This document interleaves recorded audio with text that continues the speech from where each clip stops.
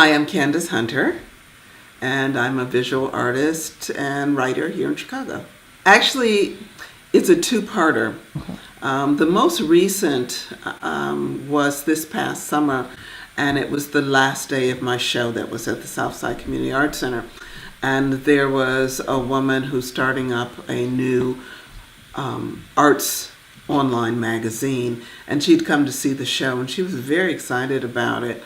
And she brought back a gentleman with her who she was just like, Candace, he needs to see this work because it is just, it is evocative of so many things. And I was so pleased that anybody saw the work and said, I need to bring somebody back. I didn't know this gentleman. He was an elderly, large European gentleman, British. So she introduced me, and she was very excited to introduce me to him. So I said, I'm sorry, I'm having a hard time with your accent. I think UK, but I'm not sure. And he said, oh, absolutely. I'm London born and bred. And he asked me, had I ever been? And I said, yeah, I have. Don't plan on going back, but yeah, I've been.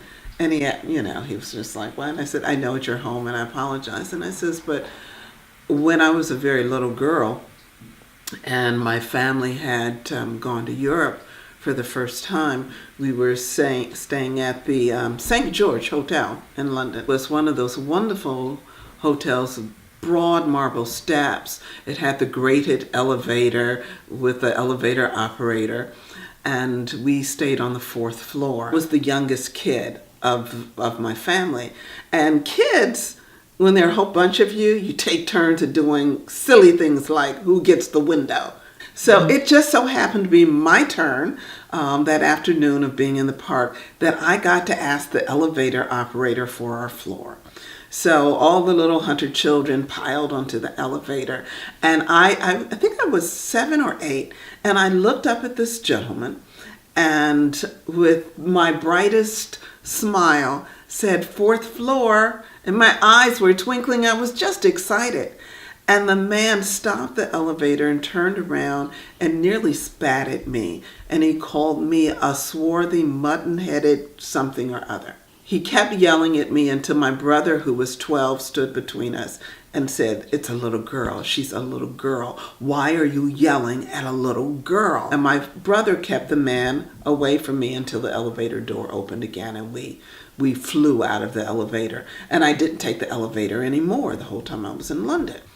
And so I'm telling this gentleman this in the midst of my show that's about injustices done to Black people from the day we stepped foot on the Americas until this very day. And I'm telling him this story about how that affected me. I said I knew I was Black. I always knew I was a little Negro child then.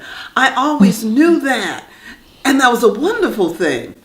And here was this man who called me names and hated me for no other reason than the fact that I was a little Negro child. And so I'm explaining this to this elderly gentleman who looked at me and was just like, well, what was the problem?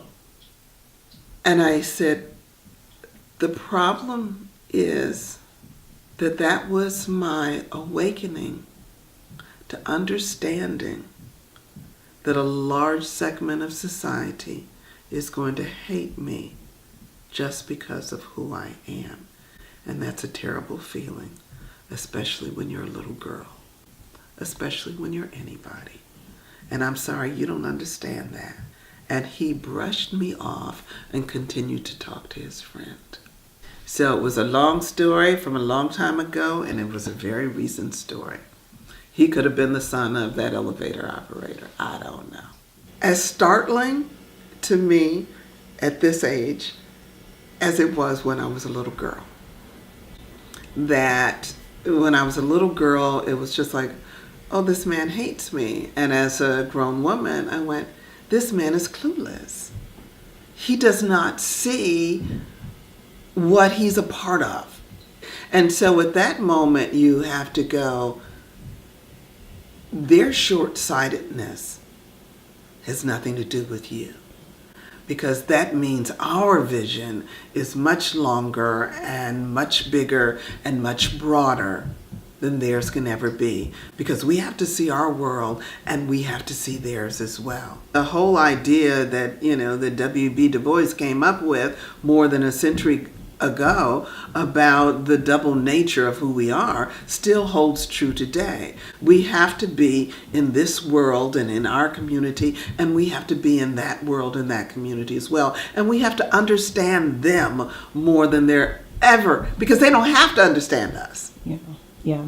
But we have to understand them if we're going to make any inroads in whatever it is that we want to do, whether it's in the arts, whether it's in the business world, whether it's in ice skating competitions. You've got to understand both worlds. You really do. And you have to find peace with it, because it's there.